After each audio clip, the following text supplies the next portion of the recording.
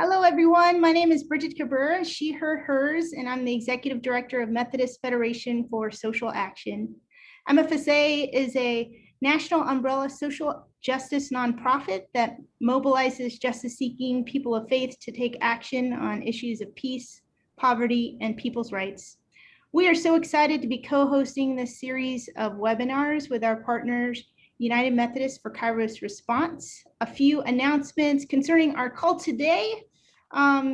We really ask that if you please keep your video off and your audio on mute. That will help with our connection, our internet connection. We have a lot of folks on the call, and so this will help ensure that we can hear and see our speakers very well. Our webinars are a place to learn, engage, and be in community together. In order to create an equitable and brave space, we do not tolerate any sort of hate speech. We are also recording this webinar, and that recording will be shared in the coming days. So we hope that you will share that widely and share that with your churches and your friends. If you have questions, please type them in the chat. We will have a time for Q&A with our speakers. And so as questions arise, please share those with us. Our closed captioning is automatically generated, so expect to see some spelling errors and other errors. We apologize in advance for that. Again, we're so glad that you're here. And now we will turn it over to our moderator for today, Jim. Good morning. I'm Jim Niblink. I'm on the steering committee of United Methodist for Kairos Response. Our organization was founded a little over 10 years ago in response to the Kairos Palestine document that Christians in Palestine put out seeking assistance from around the world from other Christians and other religious groups as they face the continuing oppression, especially in the occupied Palestinian territories. For several months now, United Methodist for Kairos Response, along with other activist organizations around the world, both religious and secular, have been warning of severe consequences should Israel not abandon its plan to forcibly remove Palestinians from their homes in East Jerusalem to make room for Jewish settlers.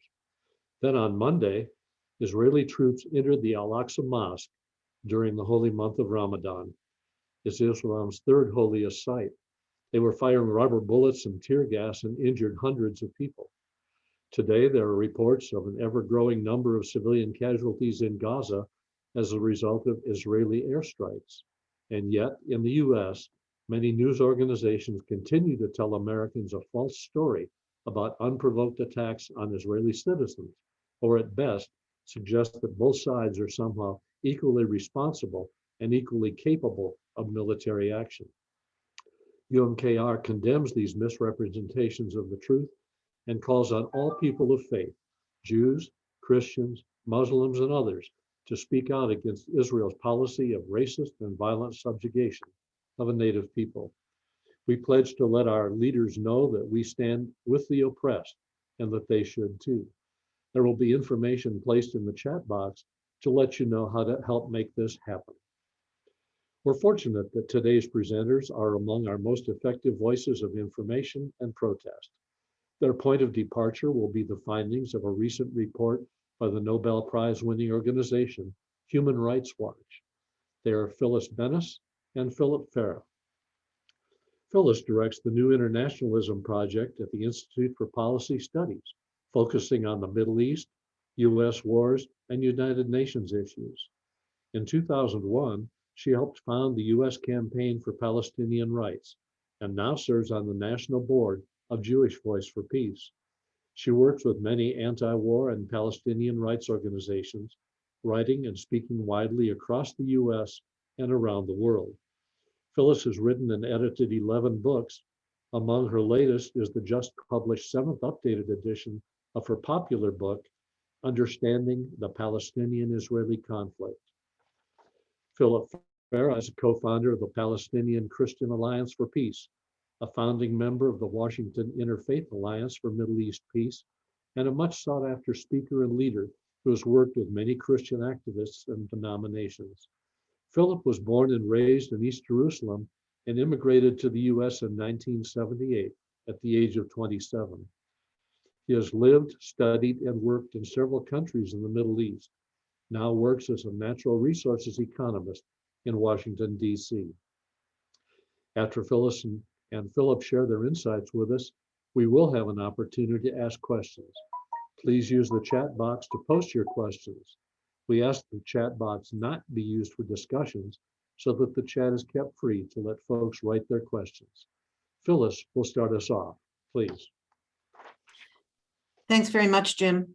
And thank you all for being with us today.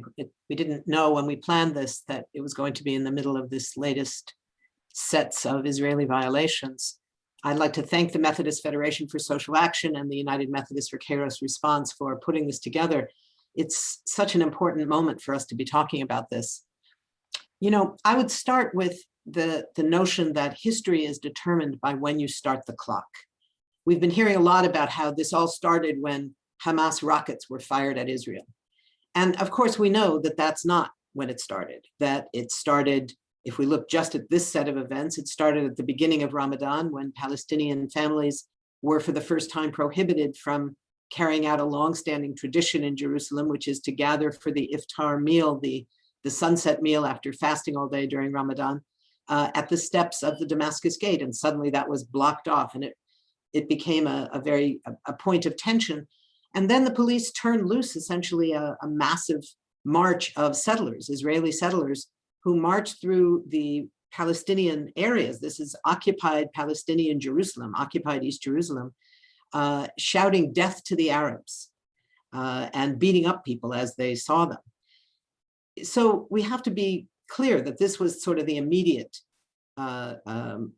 spot in which the crisis emerged. But before that, of course, we were dealing with months of conflict in Jerusalem over ongoing efforts by the Israeli military and the Israeli police to demolish homes across Jerusalem, and most recently to evict Palestinian families from the homes they had lived in. 3 generations had lived in these homes for more than 60 years in a neighborhood of East Jerusalem known as Sheikh Jarrah.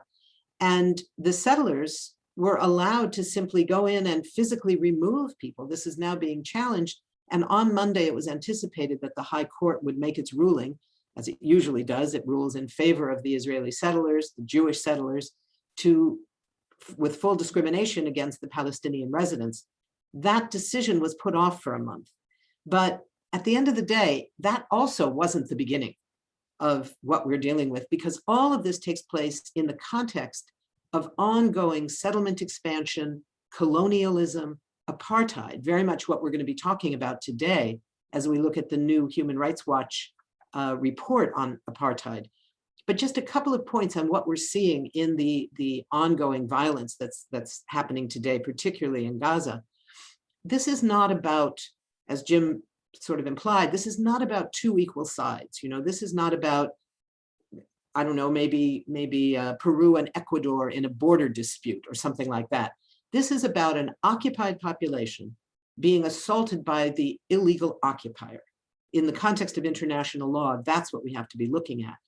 The casualties are overwhelmingly on the Palestinian side. There have been a few Israeli casualties as well, but the people of Gaza are so vulnerable in these situations that Israeli bombings inevitably kill large numbers of civilians, including, so far it's up to 10 children among those who have been killed in this bombing. And I want to point to just 3 parts of why Israel may have chosen this time to launch this kind of an attack. One is for Netanyahu politically. He's, as you all know, he's under indictment for a number of crimes. And as long as he's the prime minister, he can't go to jail. As soon as he's no longer prime minister, he may be sent off to prison. So some of this is aimed at reprising his longstanding claims that he's the only one who can protect Israelis, Israeli Jews in particular, from the potential of attacks from the enemy du jour, whether that be Iran or Hamas. The other 2 points have more to do with Israel strategically than it does with Netanyahu politically. One is that Israel has long asserted a strategy for dealing with Gaza known as mowing the grass. which basically means every few years, they usually say every 4 or 5 years, we need to mow the grass in Gaza, which means another military assault as a way of punishing Hamas and achieving some level of quiet. So there was a report in 2014 by the Begin Sadat Center for Strategic Studies, a very elite institution inside Israel, that was called Mowing the Grass in Gaza, and that says Israel is acting in according with mowing the grass and describes it exactly that way. It's a horrific thing to think about, that their plan is over the indefinite future, every few years, we'll just have to have a small war against Gaza to make sure they know their place. The second reason has to do with Gaza as a testing ground for Israeli weapons. And in this situation, there was an interesting article some years ago in the middle of the 2014 Israeli assault on Gaza, when Haaretz, one of the leading daily newspapers in Israel, wrote an article that was called, "For Israeli Arms Makers, Gaza War is a Cash Cow." And here's the opening of that article. It says, quote, "Factories worked around the clock turning out munitions as the army tested their newest systems against a real enemy. Now they are expecting their battle-tested products will win them new customers." And that was exactly what happened then, and it's exactly what happens now. The export of weapons is among the highest earning of any part of the Israeli economy, and they are making the most of it by claiming to other governments that want to buy these weapons, we've tested them and they work great to do whatever it is they're supposed to do. And what are weapons supposed to do? What are armies supposed to do? Kill people and break things. So this is very much a testing ground for those Israeli weapons. The final thing I'll say before I get specifically to the Human Rights Watch report is that the Biden administration came into office claiming that human rights was going to be the centerpiece of their foreign policy. In that context, we have a serious problem. On the one hand, Biden has said very explicitly that foreign policy is not his priority. Now, on one level, that's somewhat understandable. We can say that the challenge of the pandemic and the economic crisis are urgent, they are crisis moments, and they should get most of the attention. But given the role of the United States in the world, the notion that we can simply put aside foreign policy and that'll be fine simply doesn't work, because what it means right now is that putting aside foreign policy, particularly on Israel-Palestine, means that the very extremist positions put in power by the Trump regime remain in power. So moving the embassy illegally from Tel Aviv to Jerusalem, declaring Jerusalem as the so-called unified capital just of Jerusalem, saying that settlements are not a violation of international law, that annexation of huge swaths of territory in the West Bank is perfectly okay. These are the positions that were put in place by the Trump administration. And whatever he says about human rights in the abstract, until Biden reverses those policies, his commitment to human rights cannot be taken seriously.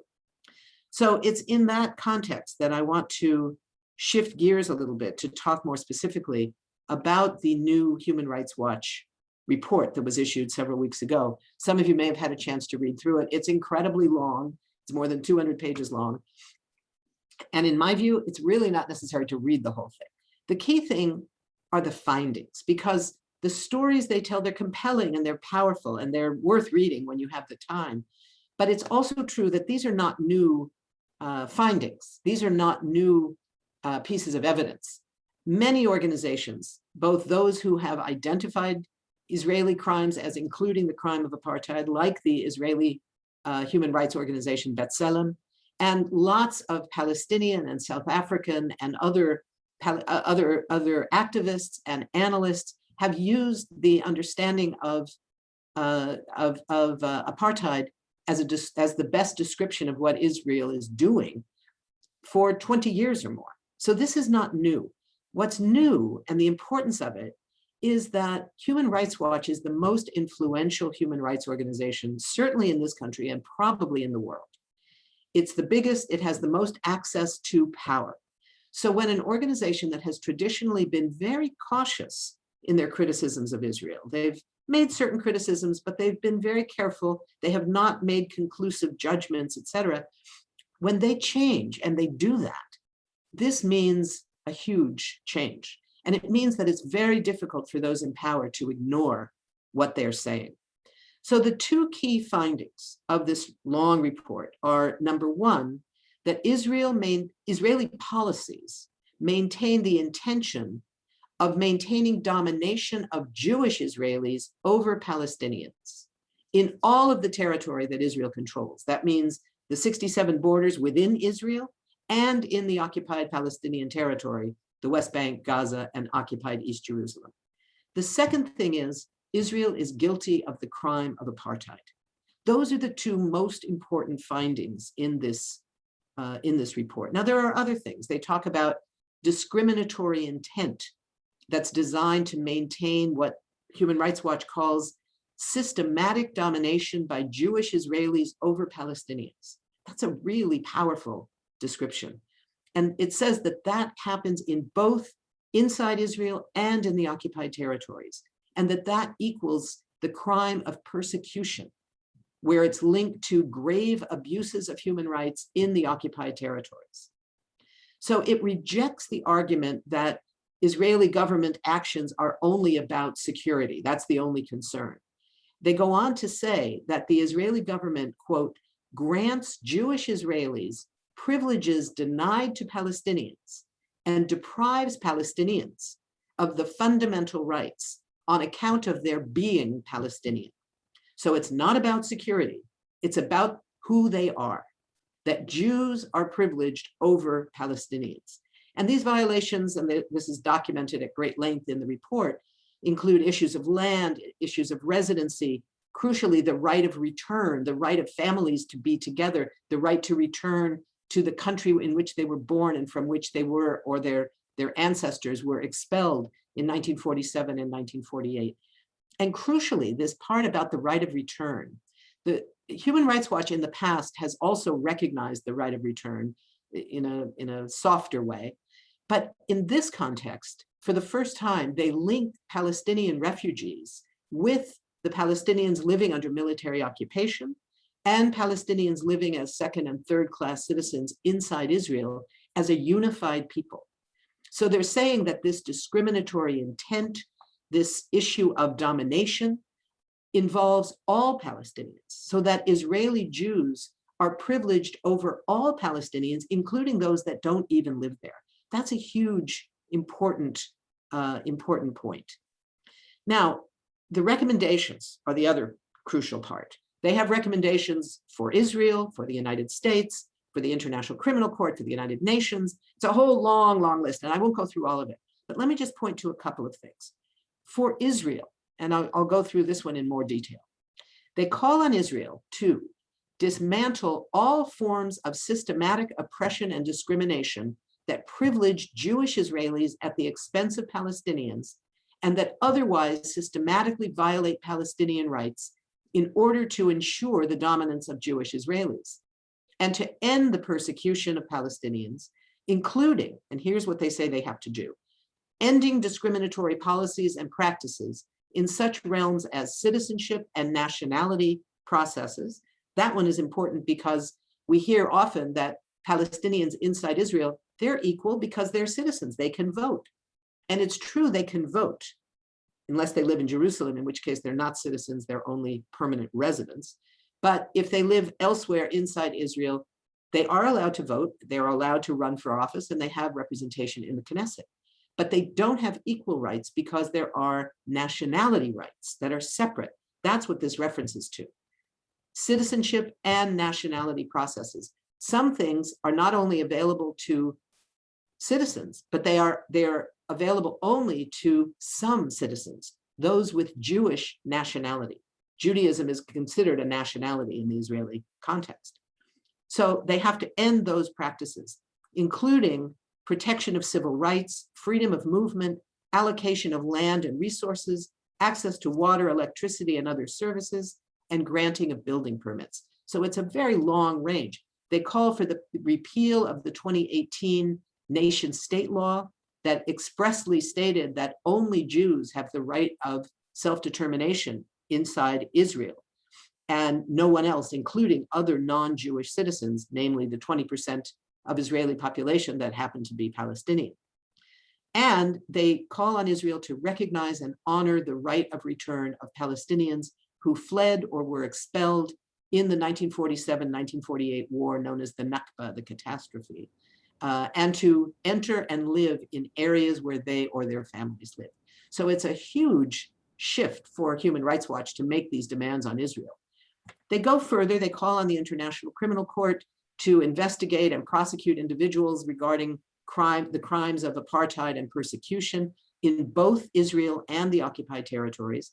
They call on the United Nations to investigate the systematic discrimination and repression that Israel carries out that's based on group identity in, again, both the occupied territories and inside Israel.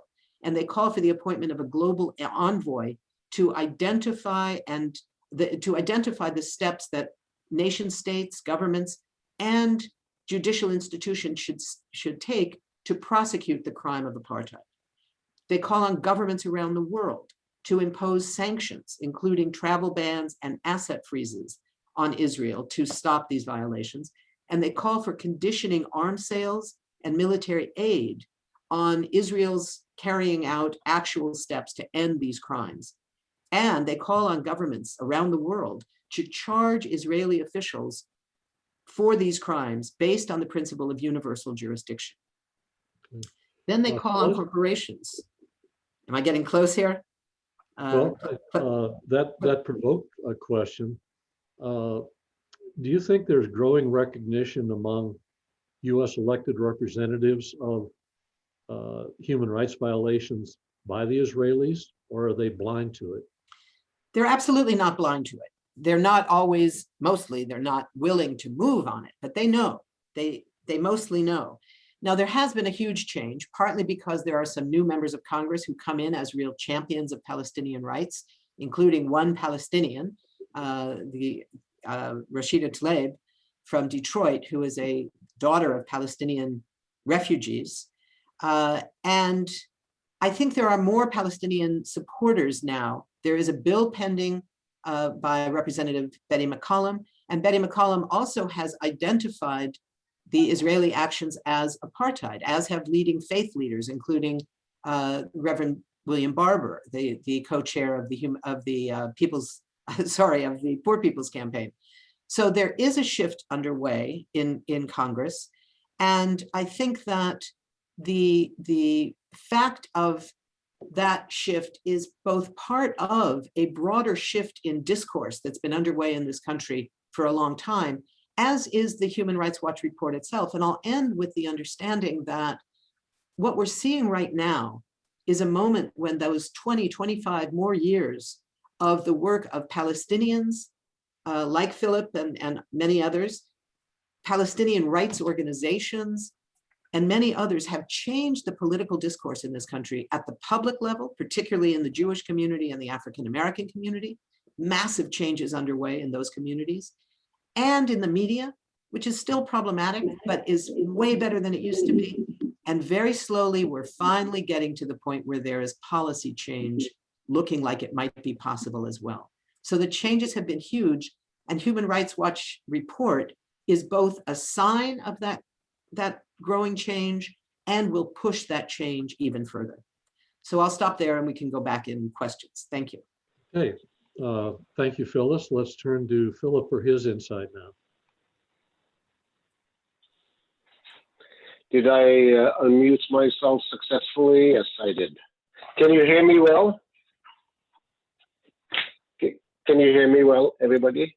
Yes. Yes, I hope so. Okay, yes, I want to start by thanking MFSA and UMKR for inviting us and for this wonderful panel and for all the work that you have done and are doing. And I also want to thank Phyllis for her insights. I so fully agree with her. And I'll be touching on some of the same things.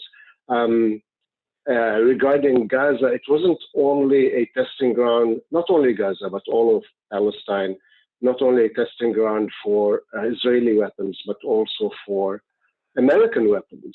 And this is really one of the kind of cornerstones of the special relationship. When we visited in 2012 with a group called Eyewitness Palestine, we visited a village which is close to the wall, and where they have the separation wall, the apartheid wall, we call it, where they have demonstrations against the wall, which is taking a lot of land from them.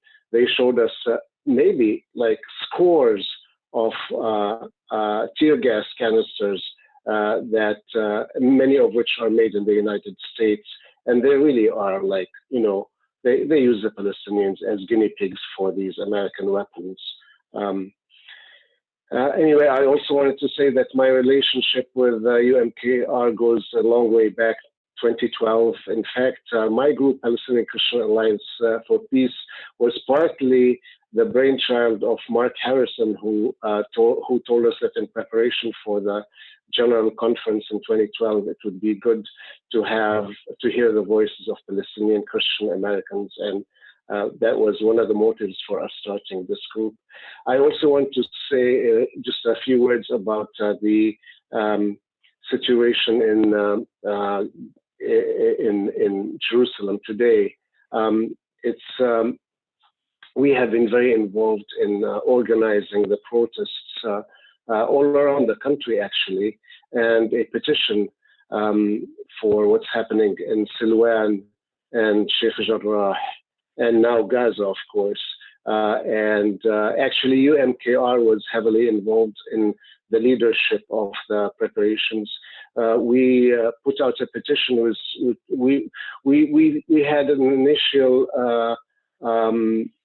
target of 10,000 people to sign the petition. The first day the petition went live, we had 8,000 signatures. It's been only a couple of weeks, and now we have over 220,000 signatures from all over the world. We have over 250 organizations endorsing this, also from all over the world, from India, from South Africa, from all over. It's been a great success. So yesterday we had a demonstration. At first, you know, like a week ago when we were preparing for it, we thought that it would be great if we had just a few people in front of the State Department delivering the petition to the Secretary of State Blinken, the petition to stop the forced expulsion of people from the Sheikh Jarrah neighborhood in Jerusalem, and the anticipated demolition of homes, many homes, hundreds of homes in the Silwan neighborhood, which is just immediately south of the dome of the mosque compound, the Aqsa Mosque compound, right there, southern edge of Jerusalem. Mass demolitions that are anticipated, and we thought that we would have only a few people and some photo ops for that demonstration in front of the State Department. We had so many people that we decided on the spot spontaneously to walk down Constitution Avenue, shut down Constitution Avenue. Fortunately, the police were very well behaved. They did not stop us. We stopped traffic. They stopped traffic on Constitution Avenue on one side. There were hundreds and hundreds of us. After, by the way, speeches by Congresswoman Rashida Tlaib, the Palestinian woman, member of Congress, and Representative Carson, and they gave speeches. Other Congress people sent messages of support for us, which were read at the State Department rally, and then we marched all the way to Lafayette Square. It was beyond any expectations we had, the support that we gained. And there have been actions in Dallas, Texas, and Los Angeles, Boston, all the major cities, and there are more coming. And I have a special relationship to both neighborhoods. Sheikh Jarrah is actually where I was born. My family lost everything in 1948. I'm going to talk a little bit about that. All of this is really about apartheid, and I love to tell stories. My friends in UNCR know that. So I'm going to be telling some stories, and you judge for yourself whether this is apartheid or not. I was born in Sheikh Jarrah after my family were forced out of their home in West Jerusalem. What became West Jerusalem part of Israel. I was born in the Sheikh Jarrah neighborhood, which is now facing mass evictions of Palestinian families. Many of these families, by the way, were refugees from 48 who were ethnically cleansed in 1948 from their towns and villages, became refugees in East Jerusalem, and were given properties in Sheikh Jarrah neighborhood by the United Nations Refugee Work Association and the Jordanian government. So that's where I was born. And my family faced terrible hardships for the first few years after, they lost everything after the Nakba of 48. And my mom had to go to work while she had 3 children at the time. So we had to take somebody to help around the house. And it was a survivor of the Deir Yassin, the infamous Deir Yassin massacre, which happened in 1948. And her family, of course, fled Deir Yassin, which was fully ethnically cleansed, and became part of West Jerusalem. And they were living in the Silwan neighborhood, which is now many of the people of Silwan are also refugees from 1948. And now they are facing forced evictions, in fact, home demolitions from. So I'd like the person who is running the show to put up the first photo that I wanted to show you.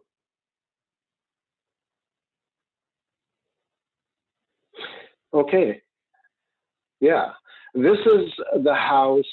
My mom is sitting there with her hands folded on the right side, my right side. And this is my mom's family, very large family, standing in front of the really beautiful house in the Musrara neighborhood. The Musrara neighborhood, I'm going to tell you a little bit more about it. That's not very far from Sheikh Jarrah, where I mentioned I was born. And of course, they lost this house in 1948. The next photo, please. This was taken in 42, by the way, 1942. And this is the house now, the same house from a different angle. And it is under renovation. There are several Jewish families living in this house, as in the rest of the Musrara neighborhood, which was totally ethnically cleansed in 1948. Was a kind of middle class, actually middle class to upper middle class neighborhood. And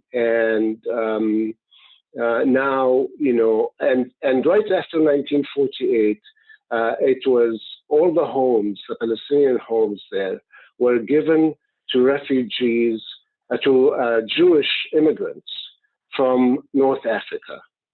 Now, why was it given to North Africa? This is a fairly, comfortable neighborhood. Why did they give it to the North Africans, who were really treated very, very badly in Israel? They were essentially second-class citizens.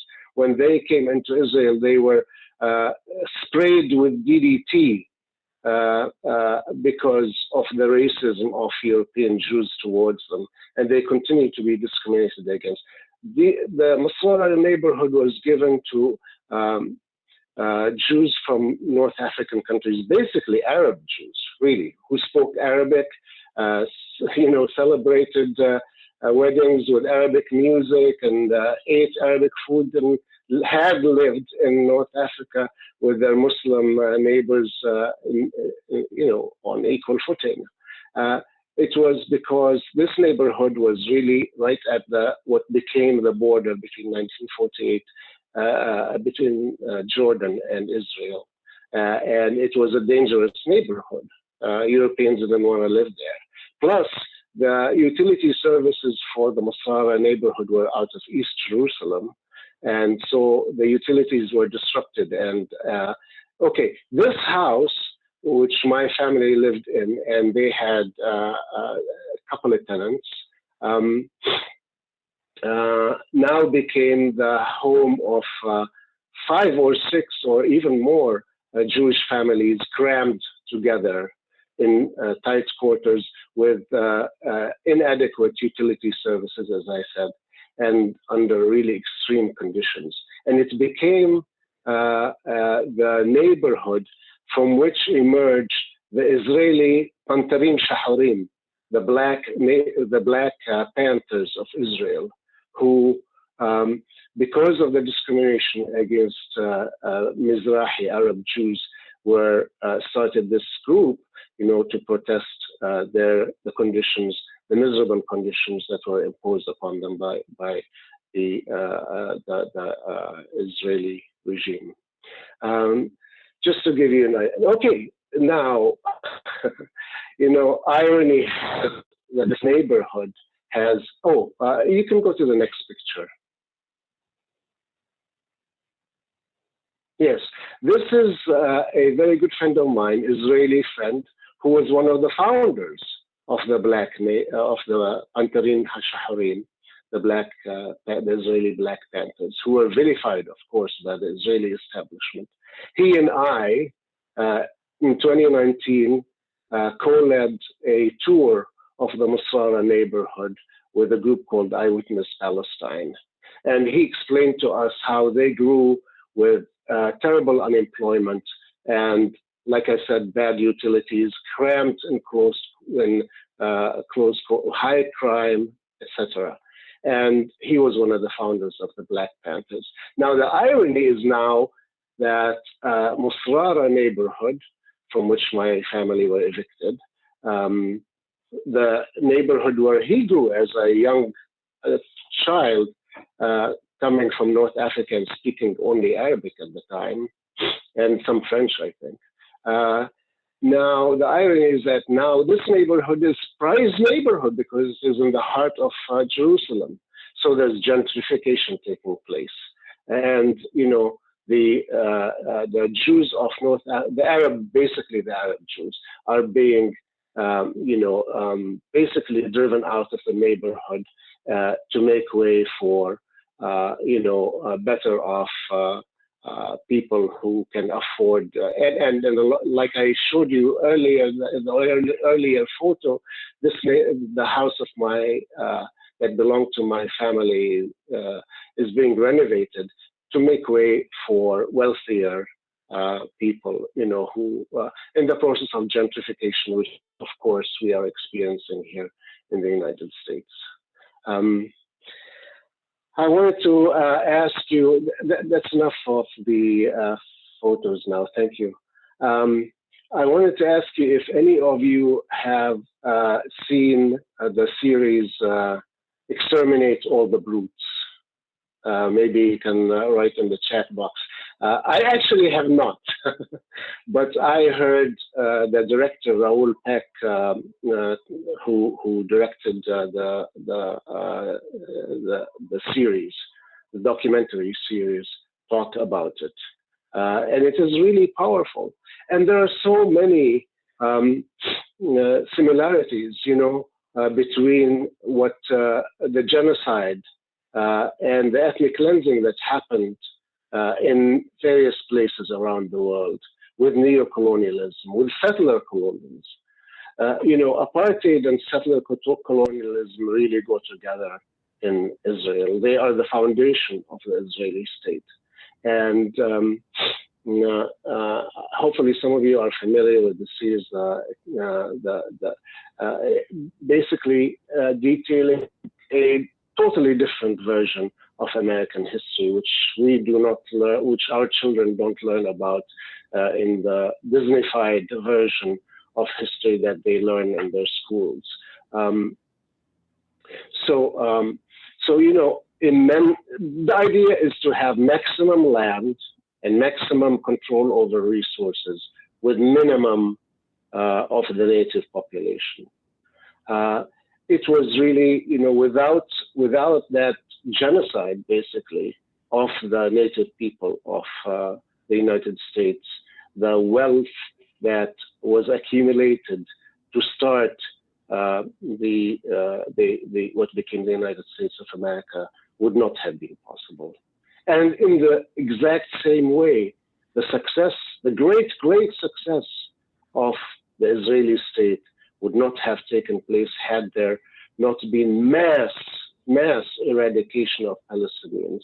The majority of Palestinians were driven out of what became Israel, and the control of all the buildings, the homes, the farms, the factories were taken over, and were the, so to speak, the seed capital for the development of the Israeli state. And this is going on today in front of us in the Sheikh Jarrah neighborhood, in Silwan, and so many villages in the south of Hebron, all over the West Bank, where settlers are taking over land and displacing the native people, ghettoizing them the same way, in a way that happened in South Africa, in the Bantustans, and what happened to indigenous people in reservations in this country.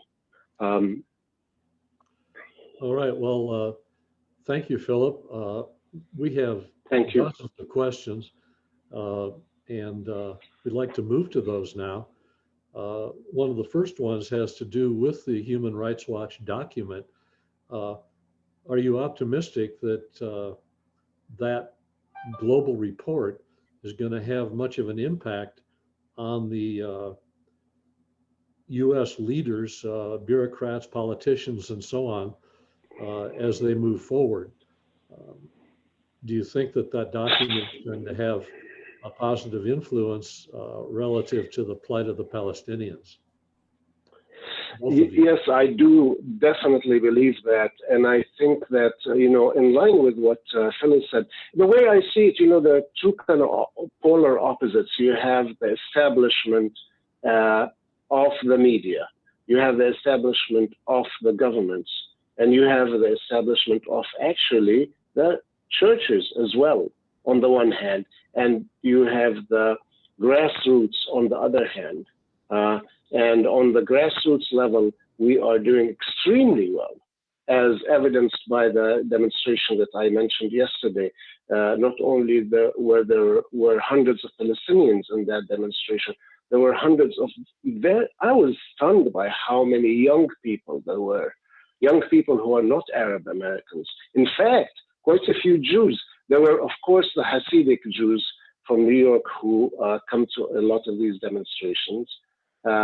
But also there were people wearing yarmulkes who looked like they were, frankly, pretty hip. And so it was a really, really diverse group. But I wanted to say something really quickly, sorry I'm taking too long, about the churches as well.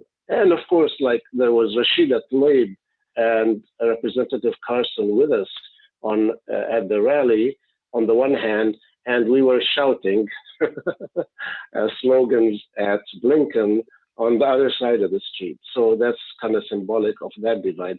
But also in terms of the church, you know, establishment. Frankly, somebody sent me the Pope's statement. The Pope gave a sermon at St. Peter's Church in the Vatican, and I was stunned. In his homily, I guess, or sermon, he said, the two sides ought to come together and work out an agreement. For me, this is absolutely stunning. It's like asking the wolf and the sheep to come to some kind of agreement. And, you know, and there again, you know, the juxtaposition between what UMKR are doing, what UMKR does, and all our friends in the pins, whom we appreciate greatly, and then the really tepid statements that come from church leaders. I just wanted to throw that out. Thank you. If I can just add a quick point to what Philip was just saying, which is really important. I think that the Human Rights Watch report by itself doesn't change anything, but it adds to the pool of information and positions that increasingly are hard to ignore by people in power. You know, it was almost 20 years ago that Archbishop Desmond Tutu of South Africa, one of the great heroes of the world, spoke of Israeli apartheid. And it was shunted aside, that this is a great man, but we're not going to talk about that part. That was not so difficult. It became harder and harder to do that as mainstream churches begin to criticize Israel and to call for boycotts and divestment processes away from companies who profit from occupation. And what we're seeing is that this is part of this broader shift in discourse around the country, so that when you have church leaders like Reverend Barber saying that this is apartheid, when you have Congresswoman Betty McCollum saying this is apartheid, that becomes much harder to ignore. It's not the one thing that changes it, but this is a really big one.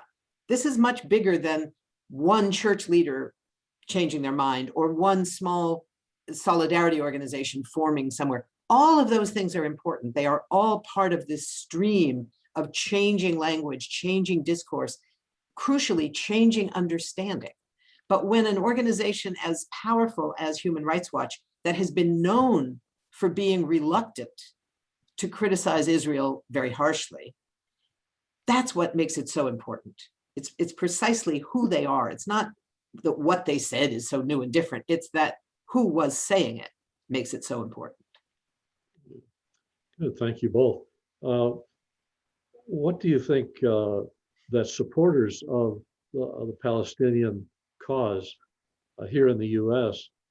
might prioritize in terms of our efforts? Where would we have the most influence at this point?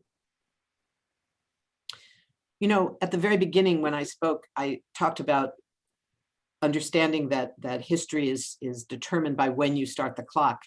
The question of what's your priority is also determined by when. If you're talking about what do we need to do today, it's about stopping this horrific assault on Gaza. So the ways to do that are myriad. Philip spoke about the one really big petition that a lot of organizations were involved with collecting signatures. That's being, I think it was delivered yesterday. There's another one that has another, I think 100,000 or so signatures that's being delivered tomorrow. So there's a lot of signatures for petitions. That's one thing. Another thing is within your existing organizations, you know, not only the organizations that work on Palestinian rights specifically, like the Kairos response, but all your organizations, whether it's the PTA at your child's school or your church congregation, in all of those arenas, raising the question of Palestinian rights in the context, and this is an important one because it's not just asking people who are facing really serious challenges in their own lives. They may have family members who are ill with COVID. They may have lost their job during the pandemic. All of these things are very real. And it's in a certain way a luxury to ask people to take into account what's going on around the world. That's very real. That's not just, it's not a moral failing to not be able to do that. We have to be sympathetic to that. And we have to recognize that the particularity of this international issue is precisely that it's our tax dollars. Where could that $3.8 billion a year be better used? Could it be better used in providing vaccines for more people around the world? Could it be better used for a Green New Deal here in the United States? Is that how we can start paying for Medicare for all, by taking away that $3.8 billion that goes directly to the Israeli military? So there's something very directly connected for all of us. So I would say that the most important thing is everything you can do right now. Sign every petition that you see. Go to every protest that you hear about. and talk to everyone in your circles, in your family, in your school, at your job, in your church, at your mosque, at your synagogue, wherever it is that you're seeing your friends, your colleagues. Talk about it. That's what changing the discourse means. The reason that the organizations that I work with, Jewish Voice for Peace, is on the rise. It's grown so much. It's now something like 20,000 paid members and a couple of 100,000 supporters online. We have a rabbinical council of, I don't know, 50 or 60 rabbis. The reason for that is that this discourse is changing massively, and Jews are part of that discourse shift, turning away from uncritical support for Israel. So all of those things mean talking to everybody you know to change that discourse. Philip? Yes, if I may add very quickly, almost any issue that people are working on in the U.S., whether it is, disarmament or the separation, well, the wall on the Mexican border, Elbit Systems, an Israeli company that is involved in the apartheid wall in Palestine, and which is a big international military supplier all over the world, is one of the companies that was involved in building the Trump's wall with Mexico. If we're talking about prisons, the prison industrial complex, companies that private companies that run prisons in the U.S. Also are involved in profiteering from the imprisonment of Palestinians in Palestine, in Israeli prisons. Almost any issue that you can think of course, the aid, the 3.8 billion that Phyllis mentioned, it's money that comes out of, the hide of the taxpayer and could be going to more to better things. But I also wanted to say that, for the churches, the work that the PINs, including UMKR, the Palestine-Israel networks of the different denominations, including UMKR, what they are doing is so essential. I mean, many of denominations have facilities, have support hospitals in Palestine, support vocational training centers, etc., educational institutions. They know what is happening. They see it with their own eyes, and they see that the Palestinian Christian, if they don't care for the general Palestinian population, do they at least care for the Palestinian Christian presence in Palestine? Apparently not. The churches are becoming places like museums. What has been called the living stones, are no longer living. They're on their way to becoming simply museums for Western tourists, enjoying themselves, and maybe they go to the disco, the Israeli disco one night, and then the next day they go to visit one of the old churches like the Holy Sepulchre. Is that what our church leaders in the U.S. around the world want? I know that's a parochial view of it, but at least appeal to that. Support the Palestinian Christians who are totally disappearing from Palestine. All right. Another question. I know you share the frustration of many of us at the false narrative that many in the U.S. news media present to our public about the entire situation, let alone the specifics of what's going on this week. What do you think are the most effective ways that we can use to counter that false narrative? I think that the question of the media is a very important one. It's also important to recognize that the media has changed dramatically in recent years, so that it's no longer simply repeating the words of the pro-Israel lobbies, whether the Christian lobbies like CUFI, the Christians United for Israel, or AIPAC, the longstanding Jewish supporters of Israel, they're not taking that at face value anymore. It's changed dramatically. You see Palestinian voices in the op-ed pages of the New York Times and the Washington Posts, and quoted extensively on NPR and in all the news shows. So all of that it's just not what it used to be. That's the first thing, is recognizing that change. I think sometimes in our movement, we get caught up in this sense that the media is the problem, because it has been for a long time, and it still isn't great, but it's way better than it used to be. So it means taking all that seriously. There was an extraordinary op-ed in the Washington Post 2 or 3 days ago by my friend Noura Erakat, along with Mariam Barghouti, a Palestinian analyst in Ramallah, that talked about apartheid and talked about settler colonialism. And there it was, like normal on the op-ed pages of the Washington Post. This is normal now. So we have to recognize that, engage with it, write letters to the editor, thanking them for running it and commenting on it, as well as writing all the letters when they run bad stuff, which is still very frequent. You know, it's recognizing that things have changed on the media level. It means supporting independent media, whether it's Pacifica Radio, Democracy Now!, magazines like The Nation, websites like 972 or Mondoweiss, whatever.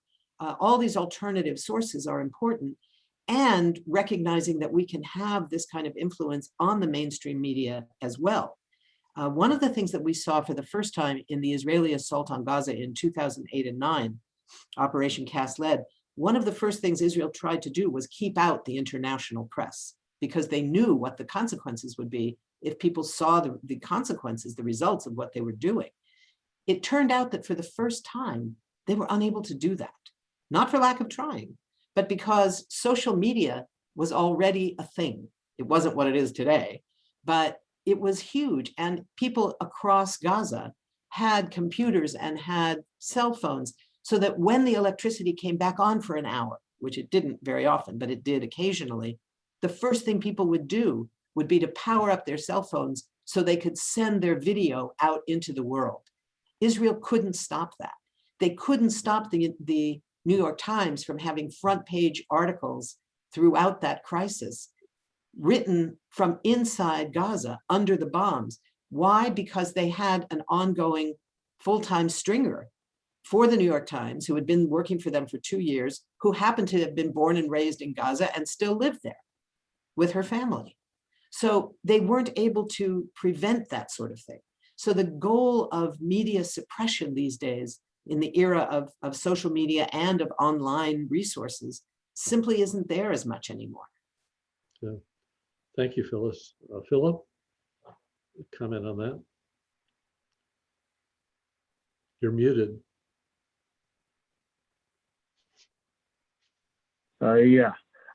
Yes, I think Phyllis covered it very well, but do please support alternative media like Democracy Now! And if you have some giving to spare, include outlets like Democracy Now! In your giving, and by all means, I think we have to be strategic about this. There's a very good group called Right with an exclamation mark. If you get in touch with me, please put my email in the chat box. That's fine. I'll connect you with them.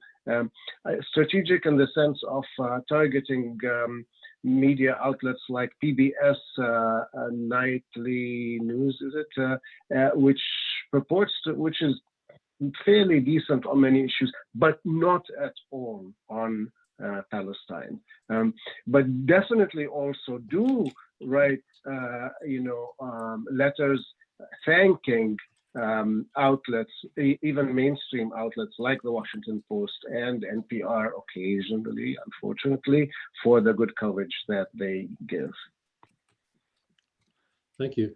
We have come to the top of the hour, and we have committed to limit our discussion to the 1 hour. I'm going to suggest that we have one more question, and that will take us to about 10 minutes after the hour, and then we'll bring the webinar to an end.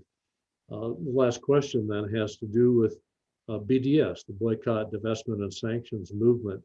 What what is your perspective on the momentum that it has right now, and how we might counter the anti-BDS movement that seems to be sweeping across state legislatures, especially in the U.S.?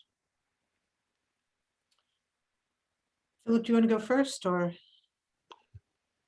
Please go ahead, Phyllis. Okay. Well, I think that BDS has been a very important and remains a very important strategic approach to building a strategy of bringing nonviolent economic pressure to bear on Israel to stop its violations of international law. It's not the only strategy.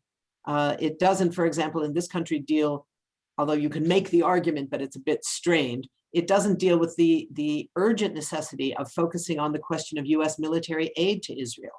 The congressional work that's going on to support, for example, Congresswoman Betty McCollum's bills, which is HR 2590. Support for that bill, 2590, is very, very important. It calls for imposing end-use restrictions on the military aid. It doesn't call for cutting the aid, but it says that the aid may not be used for Israel's system of military juvenile detention.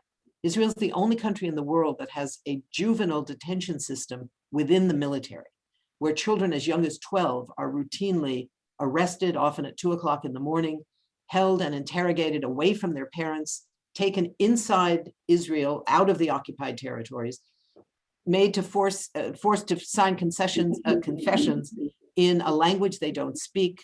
It's a horrific reality. And so this is designed to prevent US funds from being used for that program, and to prevent US funds from being used for the demolition of families' homes where children live. The work that the Defense of Children International and UNICEF has been extraordinary on these questions. So that campaign is very important. So I think the key thing is to recognize the importance of the BDS movement. It also represents the broadest combination of Palestinians. The original call in 2005 came from 170 Palestinian civil society organizations, everything from trade unions, women's organizations, youth groups, religious groups, political factions.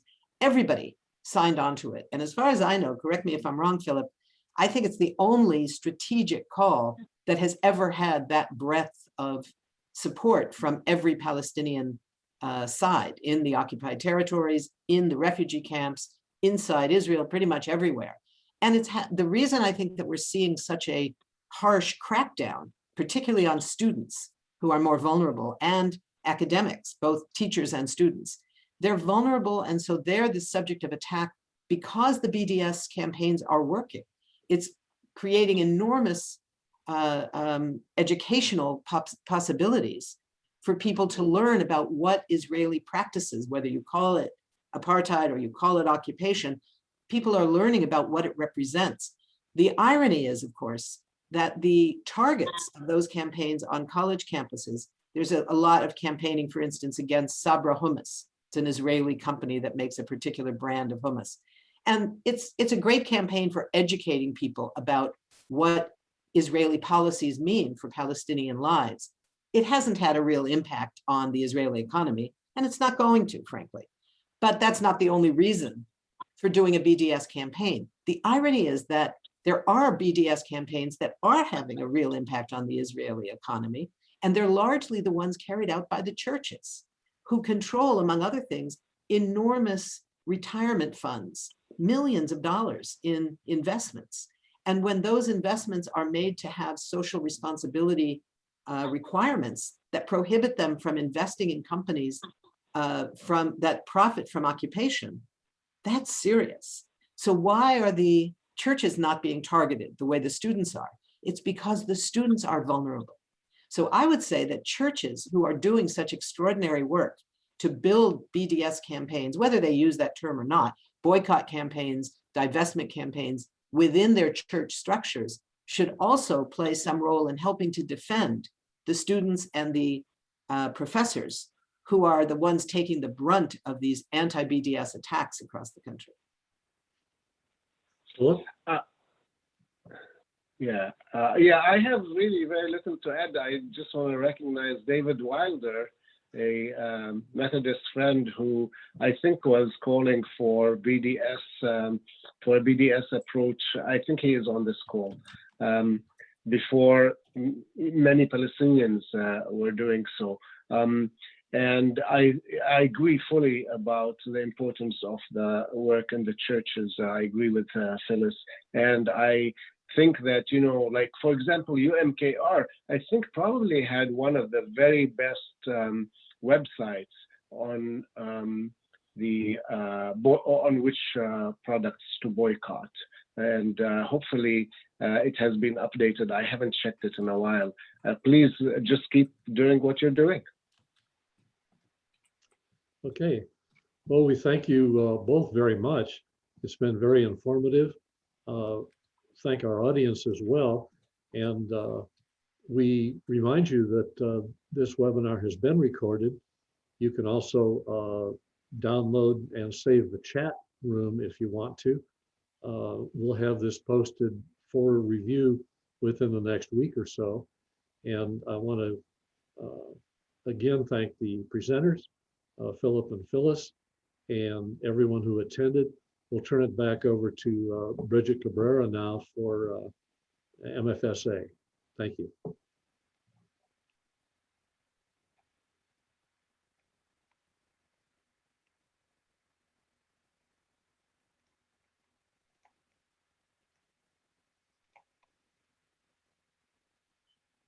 Well, I don't hear Bridget, but what we traditionally do now is thank everybody for coming, as I've done, and we'll leave the webinar open for several minutes now.